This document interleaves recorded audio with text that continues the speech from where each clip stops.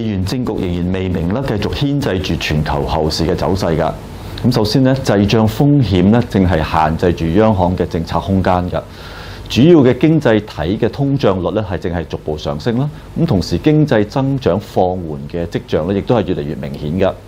咁美國減息預計會被延後啦，甚至係暫停㗎。而歐洲、英國同埋日本咧，就可能會轉向加息㗎。咁美債長息方面咧，通脹風險一方面係支撐住息率嘅走勢，但係經濟嘅下行壓力咧就限制住上升嘅空間。咁意味着咧長息咧將會繼續喺區間之內上落㗎。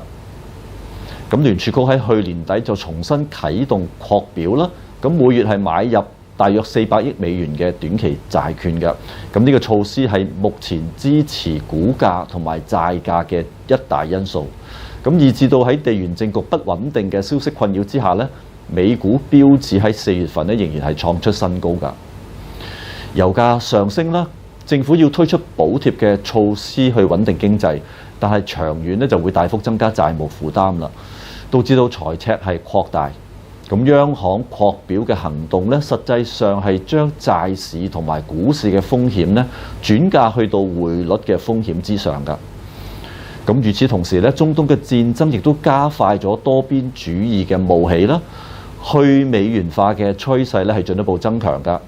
咁一方面金磚國家係擴大人民幣嘅結算機制咧，而另一方面咧，中東嘅海灣國家咧同中國嘅石油貿易咧亦都會加快進入人民幣化㗎。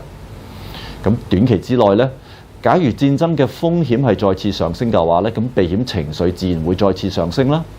由於金融市場大部分嘅高風險交易咧都係以借入美元作為資金㗎，咁所以當市場係短期出現避險嘅時候咧，資金變相咧就會被逼由股債匯商品市場係撤出，買入美元同埋係減低槓桿交易用嘅借款，咁間接咧係令到美元做好㗎。但係呢一種因為去槓桿而買入美元嘅舉動咧，只係暫時性嘅啫。長遠嚟講咧，美元嘅石油地位減弱啦，美國債務上升啦，聯儲局持續擴表啦，美元嘅儲備地位受到質疑等等嘅因素咧，係會壓抑美匯嘅表現㗎。人民幣、澳元同埋有大宗商品背景嘅貨幣咧，係會繼續跑贏美元同埋其他主要貨幣㗎。預期人民幣同埋澳元喺明年中之前咧，係會分別升到去接近6.70對1美元啦，同埋0.75美仙㗎。